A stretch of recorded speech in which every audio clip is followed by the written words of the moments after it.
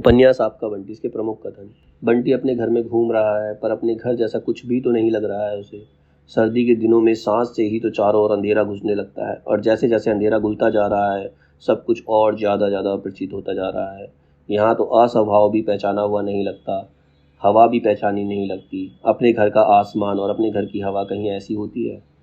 शकुन बंटी को माध्यम बनाकर अजय से प्रतिशोध लेती हो, या बंटी में तन्मय होकर अपनी सार्थकता तलाश करती हो, उसे कभी हथियार के रूप में इस्तेमाल करती हो, मुझे तो सभी कुछ को निहायत तटस्थ होकर एक मानवीय धरातल पर देखना समझना होगा। पात्र अपनी दृष्टि संवेदनाओं की सीमाओं में एक दूसरे को गलत सही करते रह सकते हैं। ये मनु भंडारी ने लिखा था। बंटी की यह यात्रा चाहे परिवार की संश्लिष्ट इकाई से टूटकर क्रमशः अकेले, जड़हीन, फालतू और अनचाहे होते जाने की रही हो, लेकिन मेरे लिए यात्रा भावुकता की रही है। मनु भंडारी ने लिखा है ये।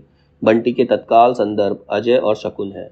उसका एक अनिवार्य आयाम बंटी भी है। शकुन अजय के बंटी भी हैं, क्योंकि शकुन अजय के संबंधों से अधिक पिस्ता बंटी ही है।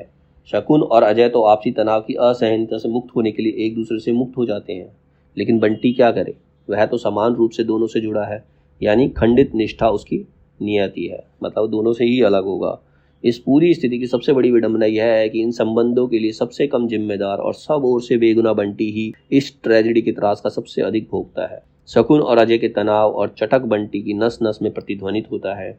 शकुन चक्की पीस पीस कर बेटे का जीवन बनाने में अपने आप को स्वाहा कर देने वाली माँ नहीं थी, बल्कि स्वतंत्र व्यक्तित्व, आकांक्षाएं और आजीविका के साधनों से तृप्त माँ थी। इस नारी और माँ में आपसी द्वंद्व का अध्ययन भी की शकुन को उसका वर्तमान रूप देता है। एक स्त्री के व्यक्तित्व के दो पक्ष होते हैं, स्त्रीत्व और मातृत्व। जब वो स्त्रीत्व को जीती है तो मातृत्व की अनदेखी हो जाती है। जब मतलब अपने बारे में सोचती तो वो माँ नहीं बन पाती। जब वह अपने मातृत्व की बात सोचती तो स्त्रीत्व की अनदेखी हो जाती है। स्त्री इन दोनों के बीच झूलती रहती है। बंटी उसके और अजय के बीच सेतु नहीं बन सका, तो वह उसे अपने और डॉक्टर के बीच बाधा भी नहीं बनने देगी, शकुन ने कहा।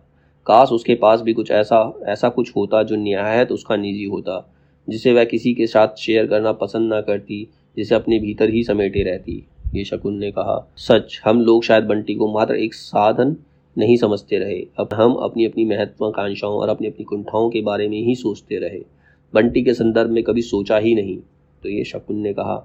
10 वर्ष का वैवाहिक जीवन एक अंधेरी सुरंग में चलते जाने से भिन्न था। आज जैसे एकाएक कह उसे अंतिम छोर पर आ गई है, पर आ पहुंचने का संतोष भी तो नहीं है। धकेल दी जाने वाली विवश कचोट भर है, पर कैसा है ये छोर? ना प्रकाश का खुलापन, ना मुक्ति का एहसास। लगता है इस सुरंग ने उसे दूसरी सुरंग के मुहाने पर छोड़ दिया है।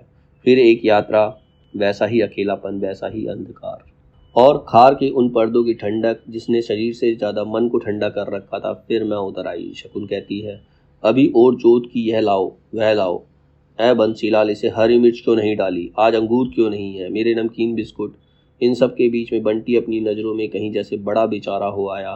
बेचारा और उपेक्षित, कोई उसे नहीं चाहता। और पता नहीं बंटी को क्या हुआ कि पापा जाएं, उसके पहले ही वह पापा को छोड़कर दौड़ पड़ा। वह दौड़ता जा रहा है, बिना पीछे मुड़े, बस आगे ही आगे। नदी, नाले, पहाड़, मैदान सब पार करता रहा, तो फिर पता नहीं कहाँ गिर जाता है। धीरे धीरे बंटी अपने को फालतू समझने लगता है। तीसरा बच्चा फालतू बच्चा, तीसरा बंटी फालतू बंटी, फालतू बंटी बस के लिए खड़ा है। तो ये सब उसके लिए बहुत ही नॉर्मल नहीं है। अपनी उम्र के बच्चों के साथ उसके लिए बहुत ज़रूरी है, और वह उसे इस घर में नहीं मिल सकता है।